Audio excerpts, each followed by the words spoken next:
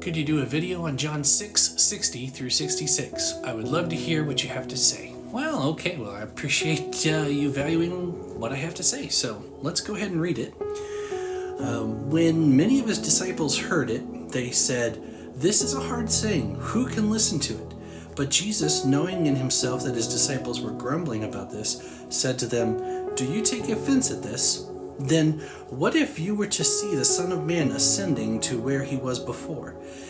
It is the Spirit who gives life. The flesh is no help at all.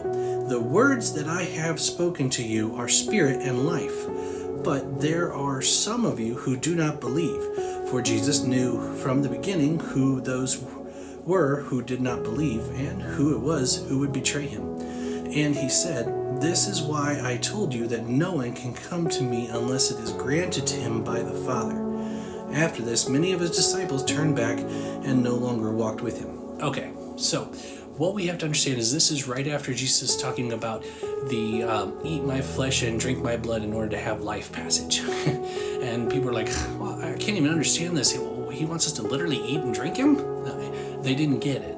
And instead of trying to get it, they're like, forget it. He's not going to feed us. We're just going to walk away. But that was the idea. They wanted free food. It's in the passage above him. And he's saying, no. You need spiritual food. Don't worry about the physical food. God will take care of that. That's what it was all about. And they're like, well, if we're not getting anything free out of it, we're going to walk away. And so I find it interesting that verse 666 is where they walk away. Now, but aside from that, when it says that Jesus, knowing in himself that the disciples were grumbling about this is not the first time that Jesus is able to read minds. The Bible, in this passage here, it also says that no man had any need to tell Jesus about themselves. He already knew, So many times he can read the minds of, what the Pharisees are thinking and things like that. Now, he says, then what if you were to see the Son of Man ascending to where he was before? He's saying, if you think it's difficult to understand just these teachings, they just saw him feed thousands of people, and yet, you guys can't handle this small teaching? Really? Just because you're not getting free food?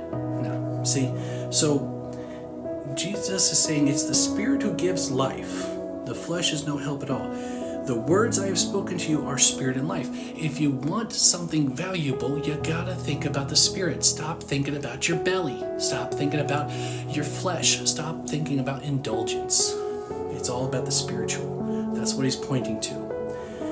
And he knew who wouldn't believe in him. And this is not the first time that John points out Judas. He definitely had some feelings about that. But he said, this is why I told you that no one can come to me unless it is granted to him by the Father. Saying, yeah, I understand. These are hard things. These are spiritual things. And that's why you can only come to me if the Father draws you. So inevitably, people will walk away because they won't get what they want. The Spirit draws us because without the Spirit, we would choose to walk away. That's kind of a scary thought.